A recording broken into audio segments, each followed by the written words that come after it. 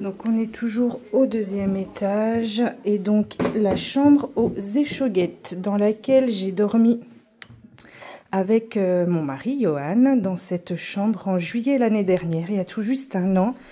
Je dormais dans cette chambre. Donc cette chambre est également très crainte par les participants.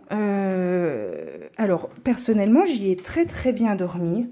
Mais je sais que c'est une chambre qui est crainte, que l'armoire s'ouvre régulièrement toute seule.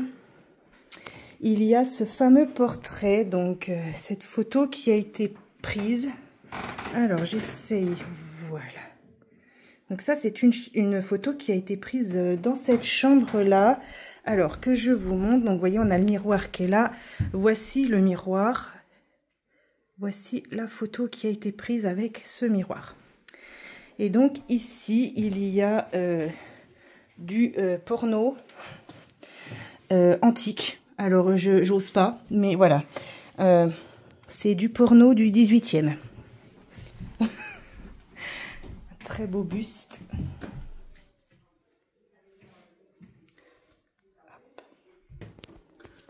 La nouvelle chambre. En direct, pour ceux qui n'ont jamais vu, je la découvre. Là, je la découvre avec vous. Avec Marina. Elle est magnifique. Magnifique chambre qui a été faite, aménagée cette année. Donc, on nous dit rien sur cette pièce-là pour justement laisser parler nos ressentis. Et essayer de découvrir qu'est-ce qu'il a bien pu se passer sous les toits du château de Fougeray, puisque là nous sommes au 3e étage, sous les toits. Alors moi là je suis très essoufflée parce qu'on vient de monter les escaliers. Première impression, c'est plus une petite oppression, mais la pièce est très exiguë. Pour moi c'est plutôt masculin, on a plutôt une énergie qui est masculine ici. Avec une petite pièce d'eau, un toilette. Très bien fait. Ils ont fait du très beau travail. Mais moi j'ai plutôt une énergie masculine ici. Alors il nous reste ce petit salon à vous faire découvrir. Donc là c'est le salon du chevalier. Donc j'ai dormi dans cette chambre avec Tiffen à Noël, pas cette année, l'année d'avant. Donc la chambre du chevalier. Très belle chambre également. Et donc c'est dans cette chambre, donc ici on a de quoi prier si vous êtes croyant. Et donc la petite particularité, c'est les masques mortuaires qui se trouvent ici, qui sont de vrais masques en plâtre. De vrais masques mortuaires. Voilà. Joli bureau. J'espère que vous n'aurez pas vomi à la fin de cette vidéo. La chambre du chevalier. Ignorant toujours sa mort, il ne reconnaît pas son château. Son ancienne salle de garde, travestie aujourd'hui en chambre bourgeoise, fragilisée par une fenêtre béante, lui cause une peine infinie. Les meurtrières ne sont plus que des vestiges. Le passé féodal ne reviendra plus. Il pleure encore et encore, exige d'entendre le Notre Père en latin et refuse qu'on le tutoie. J'arrive pas à lire la suite. Dieu, et il refuse qu'on le tutoie, Dieu, lors de nos prières pour lui. Il est séquestré par le sort depuis le XVIe siècle, ne se souvient plus de son nom, mais ne refuse de partir, car parfois il voit Fougeray tel qu'il était au Moyen-Âge. On est toujours au 2e étage et maintenant la vedette du château de Fougeray. Bonjour Alice.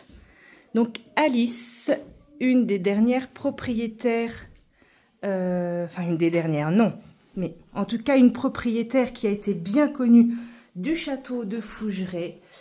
Donc Alice, ici présente, mariée à un vicomte de France. Elle nous a malheureusement quittés à l'âge de 24 ans, enceinte de son premier enfant. Elle est morte d'une pyélonéphrite. son corps a été ramené à Fougeray, puisque c'était la maison de vacances de ses parents. Et donc, Alice a été veillée dans ce lit plusieurs jours avant d'être enterrée au cimetière de Caux en tant que vicomtesse de France. Bonjour grand-mère. Bonjour. Donc là, nous sommes dans la chambre de la grand-mère. Donc, pourquoi de la grand-mère? Puisque c'est une énergie plutôt âgée d'une dame qui est dans cette chambre. Et donc, c'est une vraie grand-mère qui aime câliner les joues des participants la nuit. Et dans cette chambre, il y a eu des phénomènes de poltergeist vus par beaucoup de gens. Ça a provoqué même un mouvement de panique, si je ne dis pas de d'ânerie. Donc, les petits chevalets qui sont devant moi se sont avancés de plusieurs dizaines de centimètres devant les participants. Voilà, ça a créé un mouvement de panique et non expliqué. Donc, la chambre de la grand-mère, donc c'est une chambre très bienveillante. On y dort très très bien et donc il est dit que nous pouvons être caressés sur la joue par la grand-mère. Et nous allons finir cette visite du château par la chapelle. Et oui, un château sans chapelle, ce n'est pas possible. Puisque vous savez que la bourgeoisie et la noblesse française étaient très très pieuses. Et donc il leur fallait un endroit pour se recueillir. Et donc Fougeray n'échappe pas à cette tradition. Et donc nous avons une chapelle toute petite qui était réservée à la famille du château, au châtelain et à ses habitants, pour venir prier. Voilà, pour venir prier, donc religion catholique. C'est une très très belle pièce. Ici, nous avons une très belle vue de la Vienne. Voilà. Ben écoutez, en tout cas, j'espère que cette petite visite du château de Fougeray vous aura plu. Ça a été un plaisir de le faire. Vous voyez, je suis très essoufflée. Il y a beaucoup de marches d'escalier.